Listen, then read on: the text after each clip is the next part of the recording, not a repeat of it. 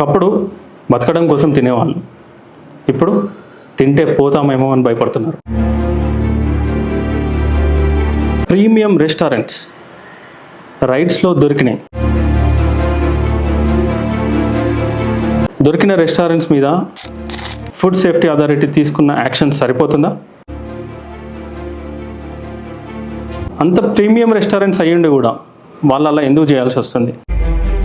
Food influencers social మీడియాలో వాళ్ళు చేసే ప్రమోషన్స్ వాళ్ళకి లాభం అవుతుందా నష్టం అవుతుందా అనేది వాళ్ళకి తెలుస్తుందా లేదా? ఇవన్నీ న్యూస్లో చూసిన కస్టమర్ రెస్టారెంట్కి వెళ్ళకుండా ఉంటున్నాడా? వారది ఫార్మ్స్ వాళ్ళది ఒక వైఫ్ అండ్ హస్బెండ్ కలిసి షూట్ చేసి పెట్టింది కదా మీరు. అవును. అది పెయిడ్ ప్రమోషన్ కదా మరి? లేదండి, definitely it's not a paid promotion. అది చూసి ఎవరైనా పెయిడ్ అనుకుంటారు కదా. అది అట్లా ఉంది. అది ఎట్లా?